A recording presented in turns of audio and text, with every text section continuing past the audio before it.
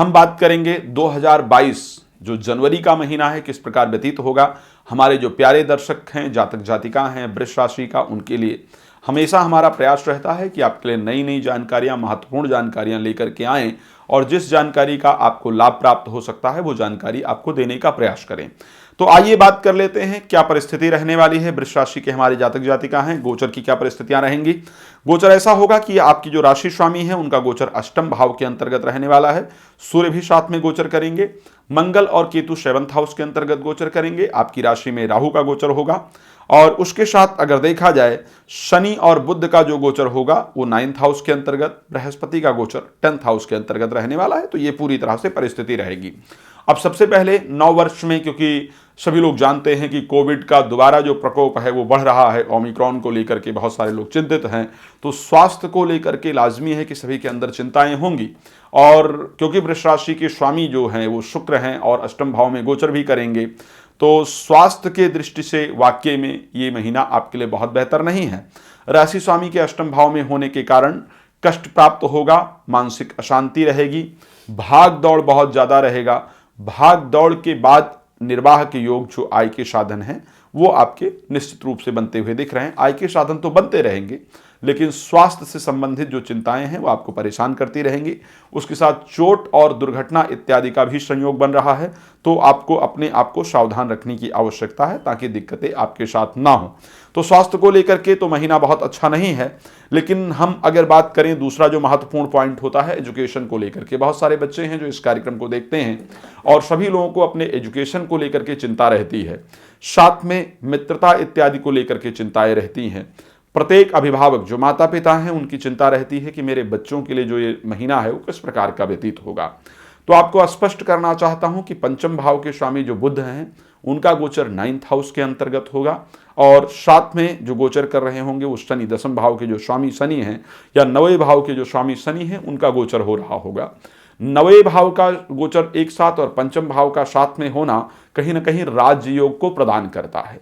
तो जो लोग राजनैतिक क्षेत्र के अंतर्गत है, क्योंकि उत्तर प्रदेश में इलेक्शन भी है, तो जो लोग राजनैतिक क्षेत्र के अंतर्गत स्पेशली हैं उनके लिए एक बेहतर राजयोग तैयार हो रहा है।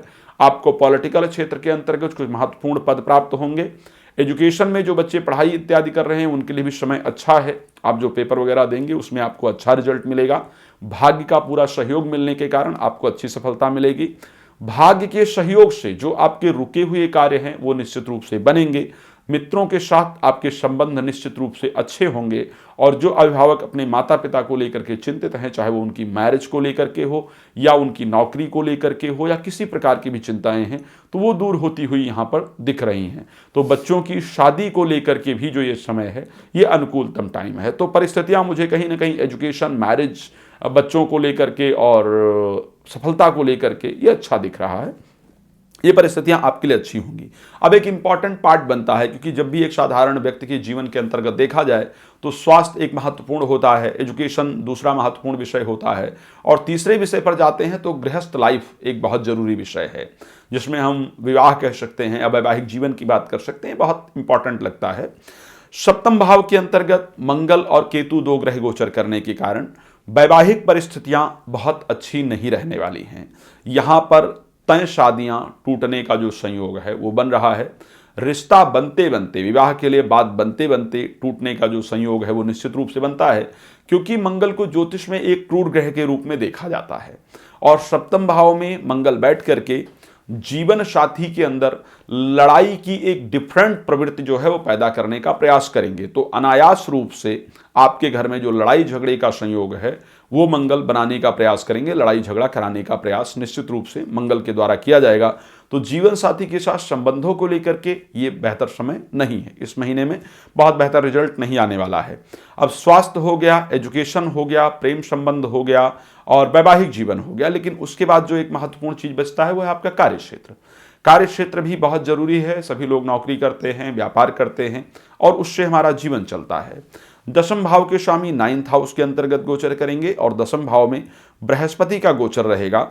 चतुर्थ भाव के स्वामी का भी जो गोचर है वो कुछ दिन बाद, यानी 16 तारीख के बाद जो चतुर्थ भाव के, क्षमा चाहूंगा, 14 तारीख के बाद चतुर्थ भाव के स्वामी का जो गोचर है वो 9th हाउस के अंतर्गत पहुंच जाएगा। तो कार्य क्षेत्र को लेकर के ये माह बेहतर है। कुछ नई रिस्पॉन्सिबिलिटी, कुछ नई जिम्मेदारियां आपको इस माह मिल सकती है। तो आपका महीना बहुत सुंदर रहे, ये मेरी शुभकामना रहती है। और कुछ और जानकारी चाहिए हो तो डिस्क्रिप्शन में नंबर लिखा हुआ है 9999341333 करके, 9821533727। इन दोनों नंबरों पे आप कॉल करके अपने विषय में जानकारी और कोई भी उपाय प्राप्त करना है, रत्न है, रुद्राक्ष है, पूजन इत्यादि है, वो भी आप पूरी तरह से प्राप्त कर सकते हैं। तो हम कार्यक्रम को यहाँ पर विराम देंगे, फिर नए कार्यक्रम के साथ आपके सामने हाजिर होंगे। तब तक के लिए जय श्री राम, बहुत धन्यवाद।